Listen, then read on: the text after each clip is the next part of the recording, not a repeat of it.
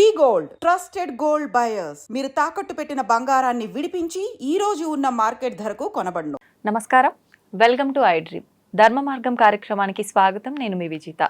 ప్రస్తుతం మనతో పాటు ఉన్నారు శ్రీ విద్యా ఉపాసకులు. గత కొన్ని సంవత్సరాలుగా ఎంతో మందికి ఉపాసన శిక్షణ ఇచ్చిన వారు శ్రీ శ్రీ శ్రీ గురు కరుణామయ్య గారు. ఇప్పుడు గురుగారితో మాట్లాడి మరిన్ని విషయాలు తెలుసుకుందాం.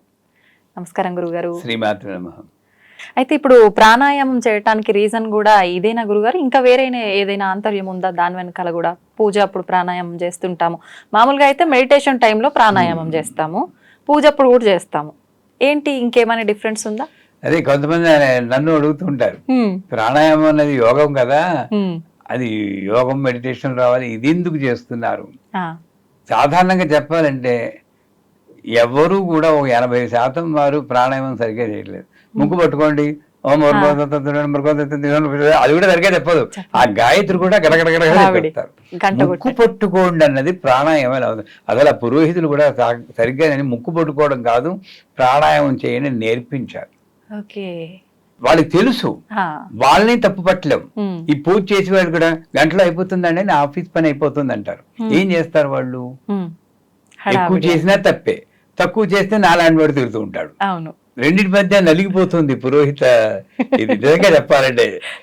సో న్యాయంగా ఏమిటంటే, ఇంతకుముందు పూజలు చేసేవాడు, నేను ముందే చెప్పేస్తాను, సత్యనారాయణ వ్రతం అంటే 4 గంటలు పడుతుంది నాకు. 4 గంటల గురుగారు? ఇప్పుడు ఎవరు చేస్తున్నారు గురుగారు అంతసేపు? మీరు 40 మంది దేవతల్ని ఆవాహన చేయాలండి ఆ టైంలో. 5 పంచలోక పాలకులు, అధిదేవతలు, సత్యదేవతలతో సహా 9, 9 3 27, 27 5 32, 8 అష్టదిక్పాలకులు. న్యాయంగా వీళ్ళందరికీ 16 ఉపచారాలు పూజ చేయాలి. ఎవరు చేస్తున్నారు ఇప్పుడు? గంటలో అంతా అయిపోతుంది. కథని భావపరంగా 8 అధ్యాయాలు ఉంటాయి. 8 అధ్యాయాల్లో 5 చెప్తారు. మేమేం చేస్తాం, వెరైటీగా చూసిన సినిమా చూస్తే బోర్ కొడుతుంటారు, అదే వెరైటీగా ఆ ఇంట్లోని తీసుకొచ్చి ఇక్కడ పెట్టి కొత్త కథలు చెప్తుంటారు. అది వేరే విషయం. చెప్పొచ్చేది ఏమిటంటే, మనం ప్రాణాయామం ఎందుకు చేస్తున్నామో తెలుసుకోవాలి. ప్రాణాయామం 3 పర్పస్లు ఉన్నాయి. ఒకటేంటి, హంసాయ విద్మహే పరమహంసాయ ధీమహి తన్నో హంస ప్రచోదయాత్ అని. హంస అంటే ఇదే కాదు, ఊపిరి. హంస హంస హంస. ఊపిరితోనే నేను, వదిలితే మీరు, నేను మీరు, నేను మీరు, ఈ భావన కలిగింది ప్రాణాయామం. ఆ హంస రూపంలో ఉన్నదే అమ్మ. దేవుడు ఎక్కడున్నాడంటే మనం ఇక్కడ చూస్తాం, దేవుడు ఎక్కడున్నాడని అతి దగ్గరగా ఉన్నాడు, అదే దేవుడు. ఎందుకంటే ఇది అయిపోయింది అనుకోండి, ఇంక దేవుడు లేదు, పూజ గది లేదు, విగ్రహాలు లేవు కదా మనకి. శూన్యం. నిజంగా ఎక్కడున్నాడు? నాకు ప్రపంచాన్ని గుర్తు తెప్పించి ప్రాణమైన ప్రాణశక్తి పరదేవత హ్రాం బీజం హ్రీం శక్తి గ్రోం గిలకం అని ప్రాణ ప్రతిష్టాపన మంత్రంలో చెప్తారు. అంచేత ముందు భగవత్ స్వరూపమైనటువంటి ఊపిరి మీద దృష్టి నిలపడానికి ప్రాణాయామం పనిచేస్తుంది. నేను ముక్కు పట్టుకుంటే దొరద ఎత్తే గోక్కుంటాను, అదొకే దృష్టి అట్టు వెళ్తుంది. నాకు చికాకు, చేసి వాళ్ళని చూస్తే చికాకు, చేయించి వాళ్ళని చూస్తే చికాకు, ఏం రాదు దాంట్లో. సో అది ఫస్ట్. నేను ఊపిరితో అట్లీస్ట్ ముక్కు పట్టుకుపోయినా అనుకోండి, అది ప్రాణాయామం. ముక్కు పట్టుకోవాల్సిన అవసరమే లేదు. గాలి పీలుస్తూ గాయత్రి మంత్రాన్ని ఓం భూర్భువస్వః తత్సవితుర్వరేణ్యం భర్గో దేవస్య ధీమహి ధియో యో నః ప్రచోదయాత్. ఒత్తులు పలకాలి. తెలుగు హీరోయిన్స్ లాగా ఒత్తులు లేకుండా పలకూడదు. ధియో యోన ప్రచోదయాత్, ధియో యోన ప్రచోదయాత్ అనాలి. అప్పుడే ఆ శక్తి వస్తుంది. అలా పలుకుతూ నిటారుగా పెట్టి మెంటల్ గా మనసులో అనుకో, అది ప్రాణాయామం. అది ఏమి చేయలేని వాళ్ళు చేస్తారు. సరిగ్గా తెలిసిన వాళ్ళు, ఇది ఫస్ట్ పర్పస్ చెప్పాను, ఊపిరి రూపంలో అమలు. రెండో రూపం ఏంటంటే, మీరు పడుకున్నప్పుడు మీరు ట్రై చేస్తే ఏదో ఒక ముక్కులో దూది చేసి పడుకోండి. ఈ ముక్కును బంద్ చేసి, అవి బంద్ చేసి పడుకుంటే మీకు నిద్ర పట్టలేదనుకోండి, దీంతో ఎక్కువ పీలుస్తున్నారు మీరు. నిద్ర పట్టిందా, దీంతో పీలుస్తున్నారు. అంటే ఇది మూసినా పర్లేదు, ఇలా పీల్ చేస్తారు. యోగ శాస్త్ర ప్రకారం ఇది మేల్, ఇది ఫీమేల్. పురుష శక్తి ఇక్కడ నుండి వస్తుంది, స్త్రీ శక్తి ఇక్కడ నుండి వస్తుంది. దీని ద్వారా పీలిస్తే పురుష ఎనర్జీ ఎలివేట్ అవుతుంది. దీని ద్వారా పీలిస్తే స్త్రీ శక్తి మనకి రెండూ కావాలి. మీకు పురుషశక్తి కూడా కావాలి. పురుషశక్తి అంటే ఏంటి? ఇది చెయ్యాలి అని పట్టుదల, ఓకే, కించిత్ ఆత్మవిశ్వాసం. నాకు స్త్రీ శక్తి కూడా కావాలి, ఓర్పు, సహనం, ఓకే, నిబంధన రహిత ప్రేమ, అన్కండిషనల్ లవ్. ఈ రెండు బ్యాలెన్స్ చేయాలి. మీరు చేయాలి, నేను చేయాలి. జెండర్ తో పని లేదు, ఎనర్జీతోనే పని. So balance of female and male energy అన్న సైంటిఫిక్ పరంగా చూస్తే ప్రాణాయామం కావాలి. అందుకే ఒకసారి అంటాం, మళ్ళీ ఇలా వదులుతాం, మళ్ళీ దీంట్లో అనిపిస్తాం. అది ఒక హాఫ్ ప్రాణాయామం.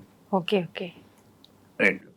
మూడోది తీసుకున్నాం కారణం. ఒకటి అమ్మ అన్నాం, రెండోది మేల్ అండ్ ఫీమేల్, మూడోది ఇడ పింగళ అని రెండు నాడులు ఉన్నాయి. 3 నాడులు ముఖ్యం. మన శరీరంలో ఎన్ని వేల నాడులు ఉన్నాయి తెలుసా అండి? 72,000 నాడులు ఉన్నాయి మన శరీరంలో.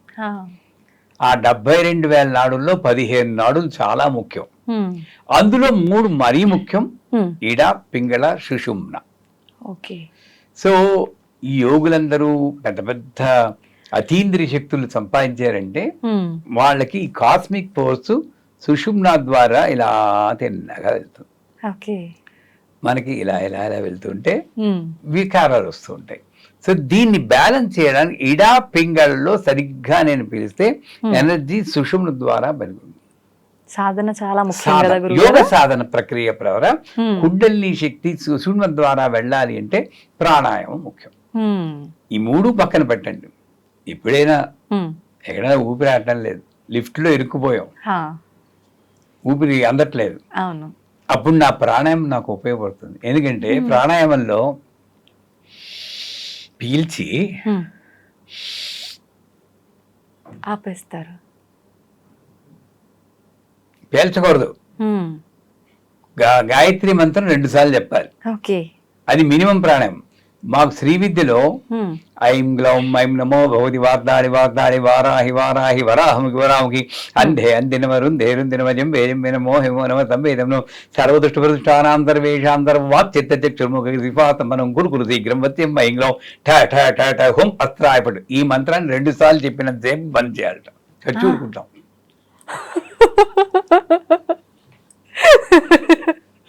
మా గురుగారు చెప్పేవారు, ఈ మంత్రమును 15 సార్లు, అంటే 2 సార్లు మంచి 15 సార్లు చేస్తే దివ్య శరీరం వస్తుంది. అర్థమైపోయింది గురువు గారు దివ్య శరీరం పైకి వెళ్ళిపోవడమే కదా, మోక్షం పొందడమే డైరెక్ట్ గా చేయించేవారు. ఏదో 1-1:30 దాకా పట్టి వాళ్ళం, కాదు వదిలేసి వాళ్ళం అనుకోండి, అదే విషయం. అంచేత ఈ ప్రాణం బంధించిన ఉపవాసం కూడా అదే. ఎక్కడైనా అటవలో ఇరుక్కుపోయారు అనుకోండి, చెట్టు మీద కూర్చుంటా, కిందన పులి ఆకలేస్తుందా కిందకి దగ్గర అస్సలు ఉపవాసం పనికి వస్తుంది. ఓ రోజంతా అన్నం లేకుండా ఉండగలవు, ఈ లోపల ఆ పులి వెళ్ళిపోతుంది. దిగితే దాని ఆకలి మనం తెలిసిన వాళ్ళు అవుతాం.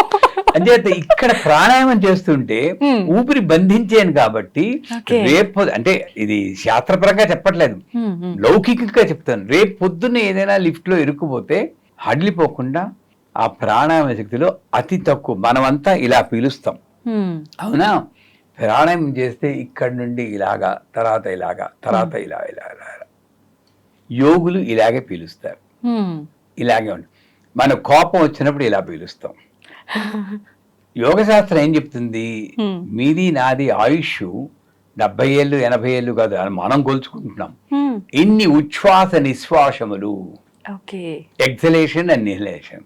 కోపం వచ్చినప్పుడు ఎక్కువ వేస్తామని చచ్చూరుకుంటాం, అదే తక్కువ కోపం పడాలని అందుకు అనుకుంటాం. సో అంచేత ఈ ఉచ్ఛ్వాస నిశ్వాసాల్ని నేను బ్యాలెన్స్ చేసి ఆయుష్ను పెంచుకోవడానికి కూడా, అందుకే చూడండి యోగులందరూ యోగా నేర్పించారు.